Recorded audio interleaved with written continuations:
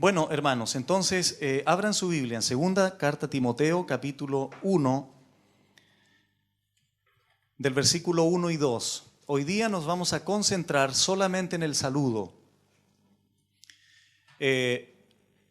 Alguien podría preguntarse, ¿pero qué podemos extraer del saludo? Bueno, la Biblia dice en 2 Timoteo 3:16 que toda la Escritura es inspirada por Dios, aún los saludos, porque son Escritura. Entonces, como digo, no sé en realidad cuántas enseñanzas van a ser, pero las que sean van a ser de grande bendición para nuestra vida. Segunda carta entonces del apóstol Pablo a Timoteo, capítulo 1, versículos 1 y 2. Dice así la palabra del Señor. Pablo, apóstol de Jesucristo por la voluntad de Dios, según la promesa de la vida que es en Cristo Jesús. A Timoteo, amado hijo, gracia, misericordia y paz de Dios Padre y de Jesucristo nuestro Señor.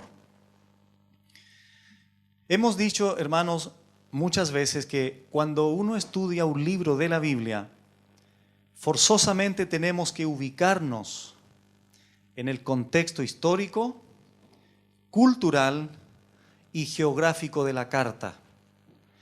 Porque no hay forma de poder entender el trasfondo de lo que en este caso el apóstol Pablo quería transmitir a Timoteo y en consecuencia a la iglesia, si no hacemos esto. Por lo tanto, antes de desarrollar el versículo 1 y 2, es muy importante dar algunos datos, como digo, geográficos, culturales, el trasfondo histórico de la carta, para que podamos entender de mejor forma el mensaje posterior que el apóstol Pablo dedicó, en este caso, al pastor o al joven pastor que estaba ejerciendo funciones pastorales allí en la iglesia en Éfeso. Lo primero que quiero decir es lo siguiente. Bueno, desde luego la carta, el autor es el apóstol Pablo. Esta carta se escribió aproximadamente en el año 67, 68 después de Cristo. Se dice de esta carta que es una carta donde el apóstol Pablo manifestó sus últimas palabras, porque el apóstol Pablo estaba a punto de morir. Y él lo sabía. Sabía el tiempo de su partida. Ese tiempo de partida estaba cerca. Que su vida y ministerio terrenales terminarían muy pronto. El trasfondo entonces de esta carta tiene que ver con lo siguiente. Yo creo que todos ustedes han escuchado a este emperador romano llamado Nerón. Fue uno de los emperadores más crueles que inició una persecución muy grande en contra de los creyentes. En el año 64, o sea, 3 años antes más o menos, antes que el apóstol Pablo escribiera esta carta, él incendió Roma, su ciudad capital. Esta ciudad ardió sin control durante 6 días y 6 noches. El apóstol Pablo en este momento, unos 5 o 6 años después de su primera carta a Timoteo, estaba encadenado, languideciendo en una prisión romana, y lo trataban como a un delincuente, con poca luz para leer y solo, abandonado en esa prisión, sin salubridad, sin perspectivas de alivio, excepto por la muerte. Mientras que en su primer encarcelamiento, el apóstol Pablo gozaba de cierta libertad y cierta comodidad, ahora estaba confinado en un calabozo frío, húmedo y posiblemente con mucha gente. En ese contexto, el apóstol Pablo escribe esta carta. Una cosa es escribir una carta a un amigo a la orilla del río en una hamaca, ¿verdad? Gozando con la gente, llegando en un auto, teniendo buena comida. Y otra cosa es escribir una carta desde ese contexto, desde ese marco.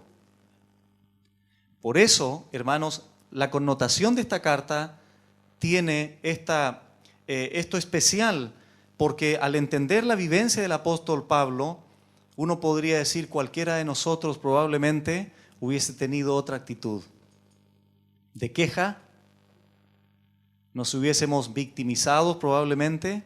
Sin embargo, aún en esos momentos el apóstol Pablo dedicaba tiempo para alentar, ¿verdad?, para motivar a su hijo en la fe, Timoteo. Es notable, hermanos, esta carta, como digo, porque el apóstol Pablo predicaba aún en esas condiciones y estaba dispuesto a escribir cartas a poco tiempo de ser martirizado. Juan Calvino dijo lo siguiente: estas cartas deberíamos considerarlas como escritas no con tinta, sino con la propia sangre de Pablo.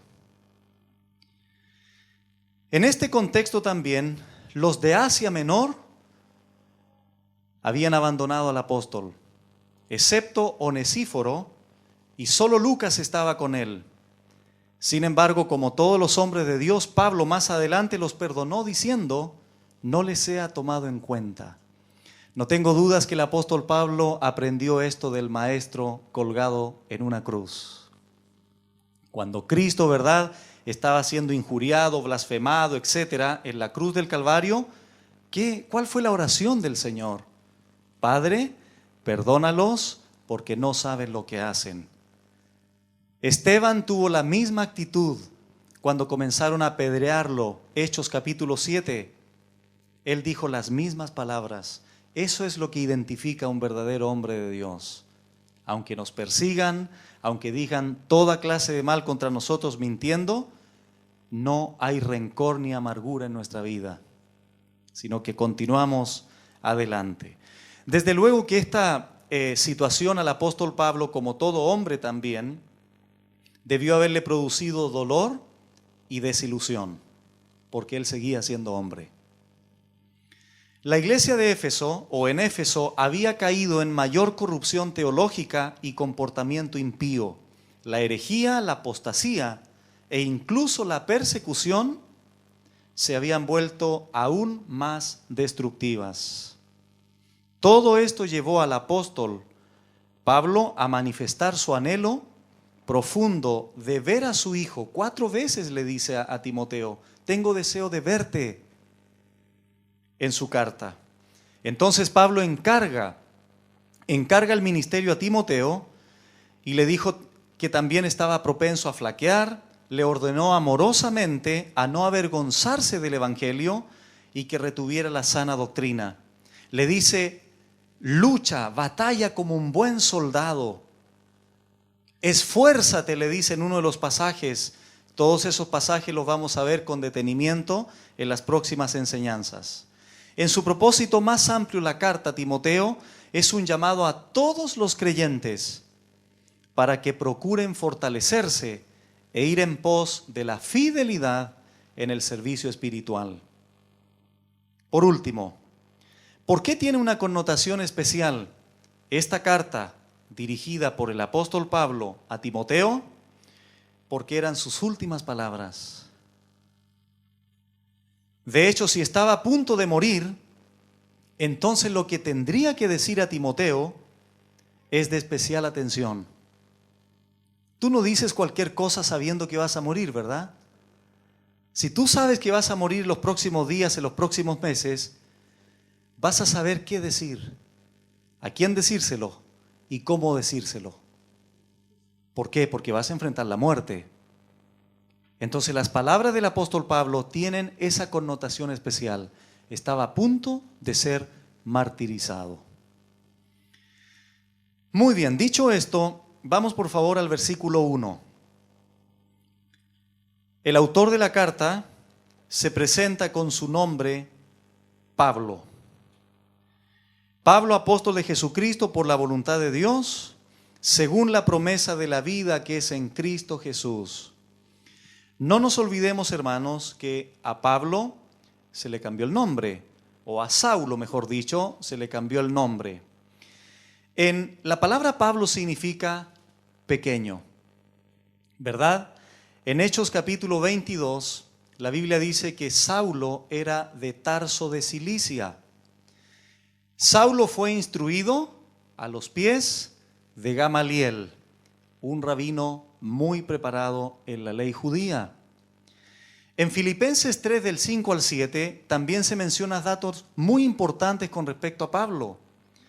Del linaje de Israel, Filipenses 3 del 5 al 7, de la tribu de Benjamín, circuncidado al 8º día, hebreo de hebreos, celoso en cuanto a la ley.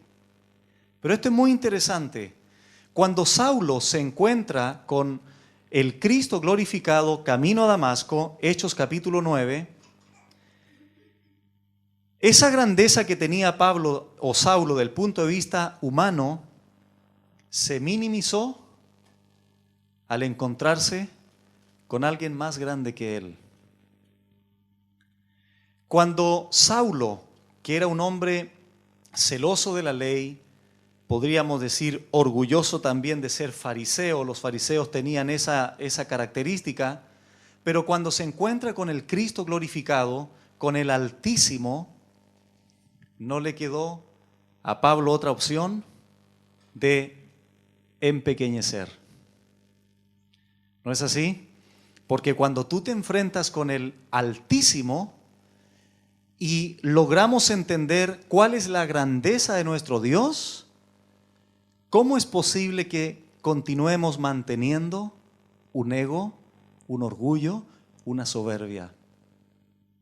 Y eso es lo que le sucedió a Saulo. Se encuentra con el Altísimo e inmediatamente se vuelve en un pequeño. Y eso es lo que nosotros tenemos que hacer. Ante la gloria, la inmensidad, lo sublime, lo inefable, lo grandioso, lo altísimo de nuestro Señor Jesucristo, no nos queda más que menguar, para que Él sea glorificado. Entonces Pablo aquí se presenta, o su identificación es como apóstol de Jesucristo. La palabra apóstol en el griego es apostolos, en su sentido etimológico es enviado, ¿verdad? Y también tenía la connotación de un representante oficial, en este caso, instruido y mandado por el mismo Señor Jesucristo. Nosotros sabemos, hermanos, que un apóstol, de acuerdo a Efesios 2:20, fueron los hombres junto con los profetas que establecieron el fundamento de la iglesia. Hoy día nosotros no tenemos a los apóstoles, pero tenemos la enseñanza de los apóstoles, que es donde está sustentada la iglesia. La piedra del ángulo es Jesucristo. Sobre esa piedra del ángulo, 1 Corintios 3, está el fundamento de los apóstoles y profetas. Y todo lo que hacen los pastores y maestros de las iglesias es sobre edificar, ¿verdad? Pero Cristo ya está puesto, el fundamento doctrinal está puesto, y lo que nosotros tenemos que hacer es lo que el hermano Nelson leyó en la coordinación: explicar y poner el sentido a lo que se lee en la ley de Dios. Entonces, el apóstol Pablo fue nombrado u ordenado por Jesucristo, como dice el texto, por la voluntad de Dios. Acompáñenme por favor a Gálatas. Retrocedamos algunos libros, porque esto es muy importante considerar. ¿A qué se refiere cuando Pablo dice que es apóstol de Jesucristo por la voluntad de Dios? En Gálatas capítulo 1, versículo 1, dice así: Pablo, y vuelve a citar la palabra apóstol, y entre paréntesis dice lo siguiente: no de hombres, ni por hombre, sino por Jesucristo y por Dios el Padre, que lo resucitó de los muertos. Nosotros sabemos, como lo dije en la introducción, Saulo se enfrenta con Cristo glorificado e inmediatamente el Señor Jesucristo le encomienda el ministerio del apostolado, Entonces, él es ordenado directamente por el Señor para que llevase a cabo el ministerio que él mismo le estaba encomendando. Entonces, es muy importante, hermanos, que dentro de la obra de Dios, dentro de tu vida, nosotros llevemos a cabo la obra de Dios, pero por su voluntad. Escuchaba una frase tiempo atrás que decía lo siguiente: cuando nosotros hacemos las cosas a la manera de Dios o por su voluntad, tenemos la bendición de Dios. Pero cuando hacemos las cosas fuera de su voluntad o a la manera del hombre, entonces no podemos tener la bendición de Dios. El apóstol Pablo fue por la voluntad de Dios. Alguien podría preguntar, ¿y cuál es la voluntad de Dios? Bueno, la Escritura. La voluntad de Dios es la Escritura. Mucha gente consulta siempre, ¿cómo puedo saber la voluntad de Dios? La respuesta es, estudie la Biblia. Porque en la Biblia está la voluntad de Dios para cada uno de nosotros y para cada iglesia también. Regresamos a 2 Timoteo capítulo 1. Entonces, Pablo, pequeño, este hombre de Dios, apóstol de Jesucristo por la voluntad de Dios, y dice ahora, Pablo, según o conforme la promesa de la vida que es en Cristo Jesús. Según o en conformidad a la promesa de la vida que es en Cristo Jesús. El llamamiento de Pablo al apostolado o a ser apóstol estaba en plena armonía con esta promesa, que es a través del Evangelio de Jesucristo. Quiero hacer aquí una aclaración. En el Nuevo Testamento hay dos palabras para vida. Una es bio, del griego, que es la vida física, la vida biológica, y la vida zoe, que dice relación con la vida eterna. Cristo tenía estas dos vidas. Cristo tuvo una vida corporal física. Cuando a través de María viene al mundo, ¿verdad? Cristo tuvo una vida, tuvo un cuerpo. De ahí viene la palabra biología, el estudio de los seres vivos.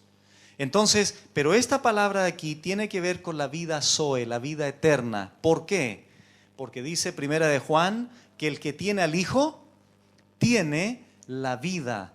¿Y cuándo se manifiesta esa vida eterna en la persona? Cuando el Evangelio de Jesucristo es recibido por la gracia mediante la fe. Entonces, esta vida eterna, hermanos, o esta vida, era de acuerdo en este caso al llamamiento que el apóstol Pablo tuvo por Jesucristo, que es, como dice el texto, en Cristo Jesús. Fuera de Cristo no hay vida eterna, ¿verdad? Fuera del Hijo de Dios no hay vida eterna. Solo Jesucristo manifiesta al mundo que Él es el que vive por los siglos de los siglos, la vida eterna. Entonces, el apóstol Pablo está diciendo, hermanos, que por la voluntad de Dios había sido en este caso llamado al ministerio según o en conformidad con la promesa de la vida que es en Cristo Jesús. Y el versículo 2, aparece aquí el destinatario de la carta, que es Timoteo. La palabra Timoteo es una palabra compuesta. Timo, viene de time, que es honra, y teo es Dios. Entonces la palabra Timoteo significa el que honra a Dios. De acuerdo a Hechos 16, Timoteo tenía una madre judía creyente, ¿verdad? Y un padre gentil. Era un hombre de un muy buen testimonio, de acuerdo a Hechos 16. Y como vemos más adelante en los versículos, que lo vamos a ver el próximo sábado, su madre se llamaba Eunice y su abuela Loida.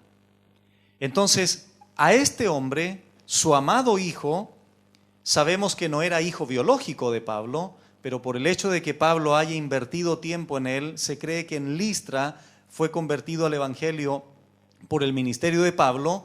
Pablo lo educó, Pablo lo instruyó para que finalmente Timoteo pudiese desarrollar sus funciones pastorales allí en la iglesia en Éfeso.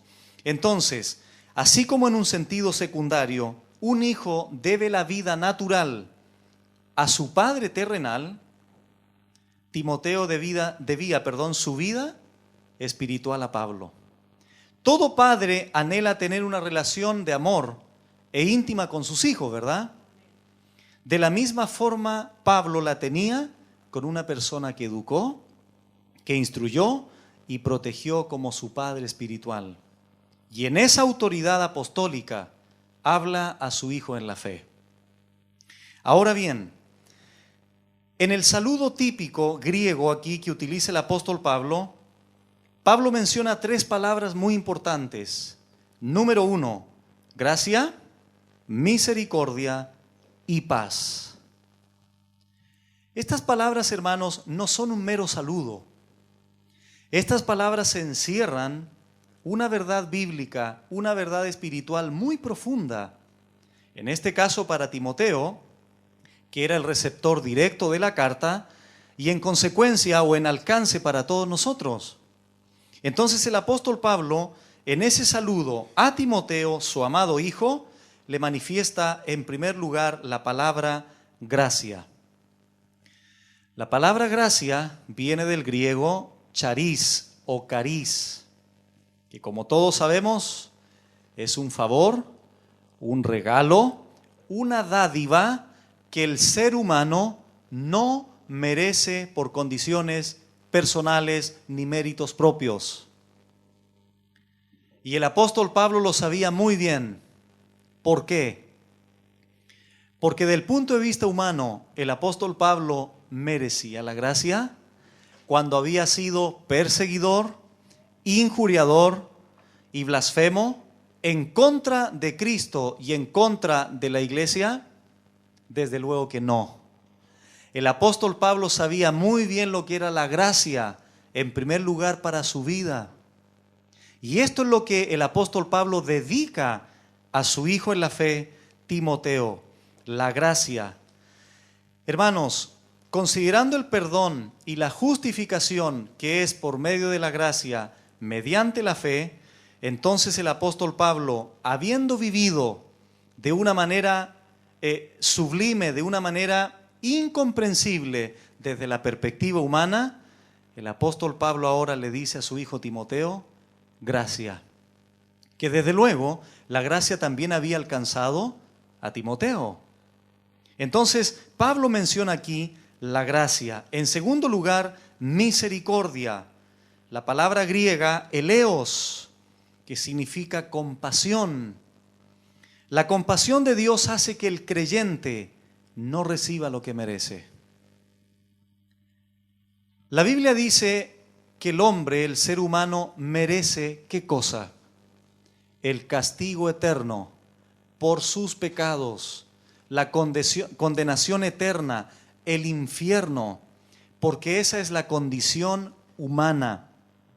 Dice la Biblia en Romanos 3, del 10 al 12, que no hay un justo, no hay un solo bueno, no hay quien busque a Dios. Romanos 3:23, por cuanto todos pecaron y están destituidos de la gloria de Dios. Romanos 6:23, porque la paga del pecado es la muerte. Eso es lo que merece el hombre. Pero por misericordia, el hombre no le da lo que merece. Y entonces se manifiesta la misericordia, la compasión de Dios. La gracia, Dios te da lo que no mereces. Y en la misericordia no te da lo que mereces. Entonces, de acuerdo a esto, hermano, Dios entonces, a través de Jesucristo, pasa por alto todo lo que merece el hombre y por compasión, Dios, con sus ojos de gracia, mira al ser humano y manifiesta su misericordia. Y como resultado de la gracia y de la misericordia, viene entonces la paz. Cuando tú llegas a Israel, cuando con mi esposa llegamos el 2007 a Israel, llegamos a Tel Aviv y lo primero que nos dijeron, Shalom. que es la palabra hebrea para paz, el griego eirene. Y quiero hacer una aclaración aquí, hermanos, por lo siguiente. Shalom o eirene, o paz en el castellano, no es simplemente un estado de quietud, no es solamente un estado de reposo, que desde luego también tiene esa connotación, pero para un judío, el shalom o la shalom, como quieran llamarlo, la paz de Dios, es todo lo que dice relación con la bendición para un creyente. Todo lo que implica razón de bendición para un judío es la paz. Dice Romanos 5:1, justificados pues por la fe, tenemos paz para con Dios. Dios nos ha reconciliado consigo mismo a través de su Hijo Jesucristo. Estábamos en un estado de enemistad, pero por la fe, por la gracia mediante la fe, la misericordia de Dios, somos trasladados de un estado de enemistad a un estado de paz, o sea, de amistad con Dios. Éramos enemigos de Él por el pecado, pero ahora somos amigos de Dios, somos cercanos a Dios, porque la gracia y la misericordia nos ha dado acceso al trono de Dios a través de su Hijo Jesucristo. Entonces, todas estas palabras, sin lugar a dudas, habían sido una realidad en el apóstol Pablo. Y son las palabras que manifiesta en dedicatoria en su saludo a su hijo en la fe, Timoteo. Dice después de paz, de Dios Padre y de Jesucristo nuestro Señor. Cuando la Biblia dice de Dios Padre y de Jesucristo, está mencionando la fuente de la gracia, misericordia y la paz. La procedencia de la gracia, misericordia y paz, ¿de dónde es? De Dios Padre y de Jesucristo nuestro Señor. Jesucristo dijo en Juan 14, la paz os dejo, mi paz os doy. Yo no la doy como el mundo la da, ¿verdad? El Salmo 119, versículo 165, la Biblia dice, mucha paz tienen los que aman tu ley. Isaías 26:3, tú guardarás en completa paz a aquel cuyo pensamiento en ti persevera. Es muy importante, hermanos, considerar lo siguiente. Una cosa es haber hecho la paz con Dios 5 años atrás, 10 años atrás, en el momento de tu conversión, y otra cosa es mantener la paz de Dios en nuestra vida. Puede haber algún creyente que hace algunos años atrás se convirtió al Evangelio, al Señor, e hizo la paz con Dios, pero hoy día, en el tiempo en que estamos viviendo, puede haber alguna persona sin la paz de Dios. Y la paz de Dios implica una consagración, una intimidad, una comunión diaria, permanente con Dios. Lo que hacemos en este edificio, en esta estructura, es simplemente la adoración corporativa de la iglesia. Pero tú eres el templo y yo soy el templo del Espíritu Santo. La adoración a Dios, el culto a Dios, no se limita a las 4 paredes, se limita en el diario vivir. Yo puedo tener un culto a Dios estando en mi trabajo. Y no estoy hablando que en el trabajo me arrodille a orar. Estoy hablando de una santidad, de una honestidad, de una sinceridad, de una integridad, y eso trasciende las 4 paredes. Entonces, hermanos, estas palabras que el apóstol Pablo está dedicando a Timoteo eran una realidad en él y desde luego también eran una realidad en Timoteo. Pero Pablo recalca o confirma de que esa gracia, misericordia y paz tenían una fuente. Y esa fuente es Dios Padre y de Jesucristo nuestro Señor. Jesucristo nuestro Señor. Nosotros, hermanos, corremos otro riesgo y voy a enfatizar la palabra Señor, kurios en el griego. Y Y voy a decir lo siguiente: muchas veces, hermanos, nosotros hemos abrazado a Jesús solo como nuestro Salvador. Pero nos falta otra cosa: que sea nuestro Señor. Alguien podría decir, pero ¿cómo si Él también es mi Salvador y mi Señor? Probablemente en teoría sí lo sea, pero en la práctica es muy distinto, hermanos, porque un Señor demanda obediencia. En el mundo del Imperio Romano, el César permitía que todos los que estaban bajo su gobierno adoraran cualquier dios siempre y cuando lo adoraran a él.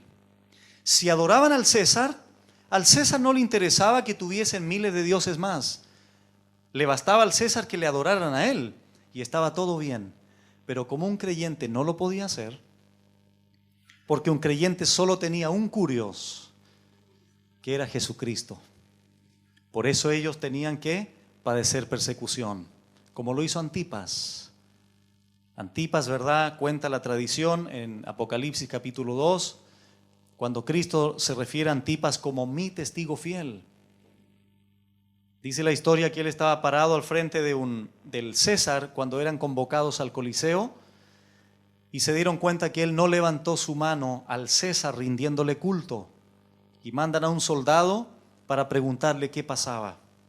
Y él contesta que él tenía un solo Señor, él tenía un solo curios, y que era Jesucristo. Lo tomaron y lo echaron a una olla de aceite hirviendo, a morir por su fe. ¿Por qué? Porque para Antipas Jesucristo era no solo su Salvador, sino también su Señor. Y si Pablo está hablando aquí a Timoteo de que la fuente de la gracia, misericordia y paz era Dios Padre y Jesucristo nuestro Señor, le dice Pablo, es porque Jesucristo también sería el Señor de la iglesia, a la cual Timoteo tenía que obedecer. Porque como vimos en la primera carta a Timoteo, las cartas pastorales se escribieron para que Timoteo supiese cómo conducirse en la casa de Dios, que es la iglesia del Dios viviente, columna y baluarte de la verdad. Entonces, hermanos, vemos una vez más aquí en este saludo que el apóstol Pablo apela a la gracia, a la misericordia y a la paz que el creyente disfruta en Cristo el Señor, y desde luego que Timoteo también. Debemos de considerar estos versículos, hermanos, en el contexto en el que Pablo vivió, de la siguiente manera, para recordar: sentado en la sombría celda y enfrentado con la muerte, lejos de quejarse, como muchos lo habrían hecho en condiciones similares, Pablo medita y deja un tiempo para bendecir, animar, confortar a Timoteo, y le desea sinceramente una gratitud especial, que lo vamos a ver el próximo sábado, a Timoteo, su joven pastor, llamado hijo en la fe. Hermanos, el contexto de Pablo, para ir terminando, nos sirve a nosotros también por la siguiente razón. Muchas veces las condiciones en las que nosotros vivimos no van a ser las más adecuadas para servir a Dios de una mejor manera. Sin embargo, debemos recordar lo que Pablo vivió, en qué condiciones él estaba, cuando aún deja de lado su propio sufrimiento y se enfoca en Timoteo, en su amado hijo y en consecuencia en la iglesia. Cuando nosotros pasamos por circunstancias adversas como las que vivió Pablo, no debieran, aunque muchas veces lo son, no debieran ser excusas para servir al Señor y para servir a la iglesia. Porque muchos hombres y mujeres han vivido en contextos mucho más difíciles y adversos en los que nosotros estamos viviendo ahora, y aún así continuaron adelante, ¿verdad? Así que, queridos hermanos, del apóstol Pablo podemos extraer esa enseñanza. Aún en las condiciones, allí en esa celda fría, húmeda, él igual destinó un tiempo inspirado por el Espíritu Santo, desde luego, para poder animar y fortalecer a su hermano Timoteo. Y por otro lado, Timoteo tenía que enfrentar la lucha de seguir predicando, defendiendo la sana doctrina, ¿verdad? Porque el joven Timoteo tenía que luchar como un verdadero soldado de Jesucristo. Así que, queridos hermanos que nos escuchan y que nos ven a través de este canal de YouTube, podamos entender también, hermanos, que Dios quiere manifestar su gracia a aquellos que aún no han recibido la misericordia y la paz de Dios. La Biblia dice en Hechos 17 que Dios manda a todos los hombres en todo lugar que se arrepientan de sus pecados. Y cuando el ser humano rechaza eso, no solo rechaza una invitación, sino quebranta un mandamiento, porque Dios manda a los hombres que se arrepientan de sus pecados. Y la gracia de Dios, mediante la fe, hará que la persona separada de Dios por sus pecados pueda alcanzar la salvación que solamente es en Cristo Jesús. Vamos a orar. Padre, muchas gracias por tu palabra. Bendecimos tu nombre, Señor.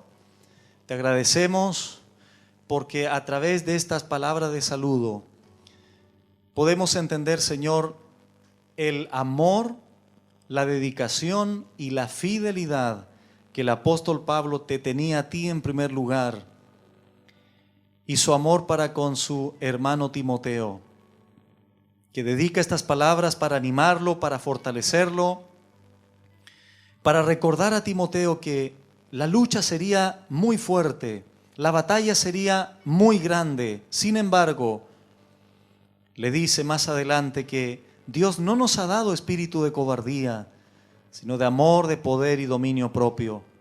Te damos gracias, Señor, por la vida de Pablo, porque aún en esas circunstancias, él te siguió sirviendo, siguió enseñando y siguió predicando, porque aunque él estaba preso, la palabra nunca está presa.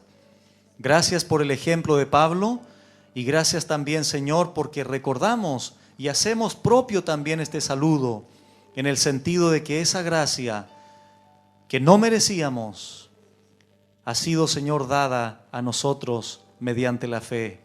Que esa misericordia que hace que la compasión tuya, Señor, no nos des lo que merecemos, porque nosotros merecemos, dice tu palabra, dice la Biblia, que merecemos la condenación eterna, merecemos el castigo eterno, merecemos el infierno por nuestros pecados. Pero tú tuviste compasión de nosotros y nos has perdonado y nos has salvado.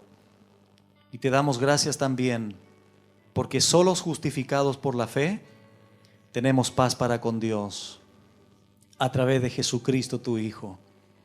Gracias, Señor, porque hemos sido reconciliados y ya no estamos en una esfera de enemistad contigo, sino de amistad, de cercanía, porque tú nos has llamado a tener comunión contigo, Padre Celestial, y con tu Hijo Jesucristo. Y queremos también, Señor, que esa paz no solo haya sido en el momento de la conversión, sino también que esa paz que santifica, esa paz que es permanente en el creyente, se pueda manifestar todos los días de nuestra vida, aún en las circunstancias adversas que podamos estar viviendo.